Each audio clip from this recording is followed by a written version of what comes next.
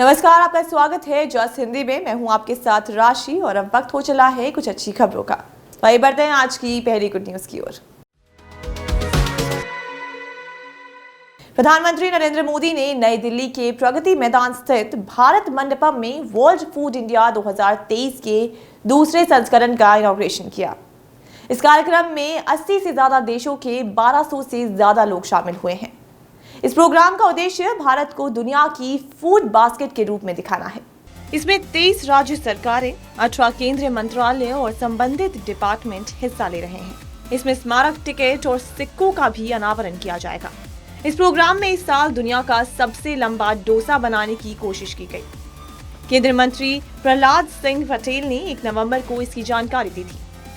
उन्होंने बताया था कि इस साल सबसे लंबे डोसे का गिनीज रिकॉर्ड बनाने की कोशिश है, जिसकी लंबाई 100 फीट से ज्यादा होगी। इस बाजरा डोसे को बनाने के लिए 60 से 80 शेफ एक साथ काम कर रहे हैं। पीएम मोदी ने सभी को संबोधित किया। उन्होंने कहा कि भारत का फूड प्रोसेसिंग सेक्टर एक नई इंडस्ट्री के रूप में तेजी से उभरा है। देश की महिलाएं इस इंडस्ट्री को लीड करने की क्षमता रखती हैं। पिछले 9 सालों में विदेशों से भारत के फूड इंडस्ट्री में 50,000 करोड़ रुपए का निवेश हुआ है। स्वाद और तकनीक का फ्यूजन एक नए भविष्य को जन्म देगा, एक नई इकोनॉमी को गति प्रदान करेगा। आइए सुनते हैं प्रधानमंत्री ने और क्या कुछ कहा। साथियों, आज भारत दुनिया को विमेन लेड डेवलपमेंट का मार्ग दिखा रहा है। भारत की इकोनॉमी में महिलाओं की भागीदारी लगातार बढ़ रही है। इसका भी फायदा फूड प्रोसेसिंग इंडस्ट्री को हो रहा है। आज भारत में 9 करोड़ से ज्यादा महिलाएं सेल्फ हेल्प ग्रुप से जुड़ी हैं। आप सब जानते हैं, भारत में हजारों वर्षों से फूड साइंस की लीडिंग साइंटिस्ट महिलाएं ही रही है। हम जो फूड वैरायटी देखते हैं, जो फूड डाइवर्सिटी देखते हैं, ये भारतीय महिलाओं की स्किल और नॉलेज का नतीजा है। अचार, पापड़, चीज, मुरब्बा जैसे कितने ही प्रोडक्ट्स के मार्केट को महिलाएं अपने घरों से चलाती रही है। भारत की महिलाओं में फूड प्रोसेसिंग इंडस्ट्री को लीड करने की स्वाभाविक क्षमता है। इसके लिए हर स्तर पर महिलाओं को कुटीर उद्योगों और सेल्फ हेल्प ग्रुप्स को प्रमोट किया जा रहा है। आज इस कार्यक्रम में भी 1 लाख से ज्यादा महिलाओं को, जो विमेन सेल्फ हेल्प ग्रुप चलाती हैं, 1 लाख से ज्यादा महिलाओं को करोड़ों रुपयों की सीड कैपिटल दी गई और मैंने टेक्नोलॉजी के लिए अभी यहां से उसको ऑलरेडी उनके खाते में जमा कर दिया। मैं इन महिलाओं को विशेष बधाई देता हूं, अपनी शुभकामनाएं देता हूं।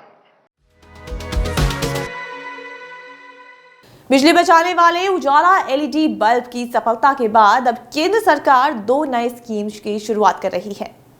केंद्रीय ऊर्जा मंत्री आर.के. सिंह ने 2 नए प्रोग्राम्स की घोषणा की है, जिसमें देश भर में लगभग 20 लाख बिजली के कुकिंग स्टोर और 1 करोड़ बिजली बचाने वाले पंखे बांटने की योजना है।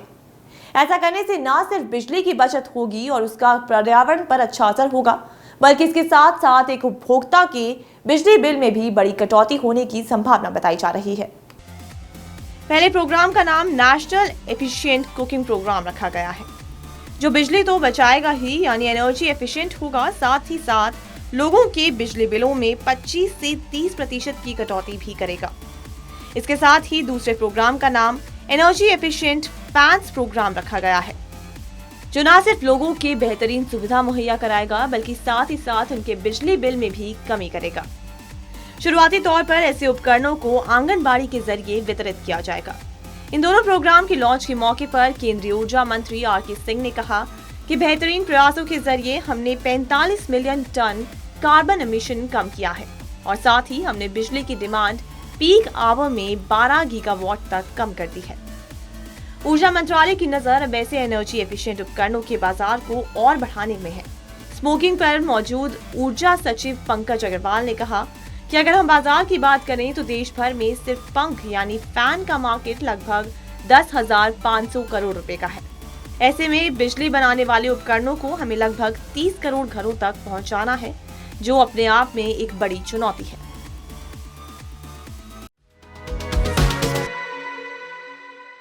तो वहीं दिल्ली सरकार डोर स्टेप डिलीवरी स्कीम में 50 और सेवाओं को जोड़ने की तैयारी में है। बिल पेमेंट, बिजली कनेक्शन और गाड़ियों की परमिट जैसी सुविधाएं शामिल होंगी। सरकार का लक्ष्य सॉफ्टवेयर संबंधी समस्याओं का समाधान करके 1 महीने के भीतर इन सेवाओं को इस स्कीम के तहत शामिल करना है। आपको बता दें कि सरकार इस स्कीम के तहत अभी 100 से अधिक सुविधाएं घर बैठे आम लोगों को उपलब्ध करा रही है, जिसमें ड्राइविंग लाइसेंस लेकर डेमिसाइल सर्टिफिकेट जैसी सुविधाएं शामिल हैं। दिल्ली सरकार डोर स्टेप योजना के तहत 50 नई सेवाओं को शामिल करने की तैयारी में है। सरकार 1 महीने के भीतर इन सेवाओं को शामिल करने पर काम कर रही है। नई सेवाओं में बिजली कनेक्शन का लोड चेंज, बिजली कनेक्शन का आवेदन और शिकायतों पर नजर रखना, दिव्यांग पेंशन के लिए आवेदन, जल बोर्ड का बिल भुगतान, पानी के टैंकर की booking, borewell permission, vehicle fitness जैसी सुविधाएं शामिल हैं। इस स्कीम में कई दूसरी सेवाओं को भी शामिल किया गया है, जिसमें भवन और निर्माण से संबंधित दस्तावेजों में संशोधन, बिजली बिल के नाम में संशोधन, पैसेंजर व्हीकल्स की रिप्लेसमेंट शामिल है। दिल्ली सरकार ने साल 2018 में मुख्यमंत्री तीर्थ यात्रा योजना की शुरुआत की थी। अब सरकार इस योजना को भी डोर स्टेप डिलीवरी स्कीम के तहत लाने जा रही है। MMTY के तहत 60 साल और उससे अधिक उम्र के लोगों और अटेंडेंट्स को मुफ्त तीर्थ यात्रा कराई जाती है। तानसेन और बैजू बावरा जैसे महान संगीतज्ञों के शहर ग्वालियर को सिटी ऑफ म्यूजिक का दर्जा देते हुए यूनेस्को ने सूची में जारी किया है। 31 अक्टूबर को देर रात जारी की गई सूची में यूनेस्को ने क्रिएटिव सिटीज नेटवर्क के दुनिया भर के 55 नए शहरों में भारत से ग्वालियर और कोझिकोड को शामिल किया है। मध्य प्रदेश के ग्वालियर को संगीत श्रेणी के तहत शामिल किया गया है।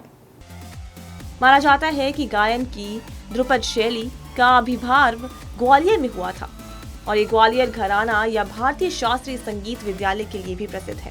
पर्यटन एवं संस्कृति के प्रधान सचिव एवं मध्य प्रदेश पर्यटन बोर्ड के प्रबंध निदेशक शिव शेखर शुक्ला ने कहा है कि यूनेस्को द्वारा ग्वालियर को क्रिएटिव सिटीज नेटवर्क में शामिल करना एक बड़ी उपलब्धि है।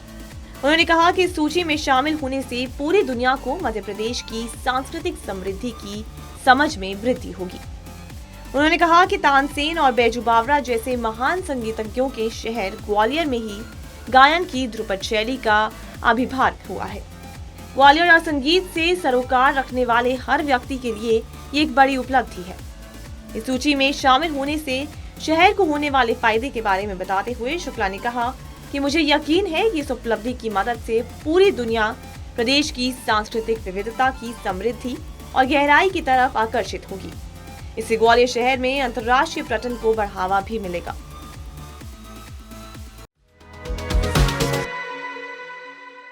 गुड न्यूज में आज के लिए सिर्फ इतना ही। फिर लौटूंगी कुछ अच्छी खबरों के साथ। तब तक के लिए मुझे दीजिए इजाजत और देखते रहिए जस्ट हिंदी। अपना फीडबैक हमें info@justbroadcasting.com पर मेल कर सकते हैं। नमस्कार।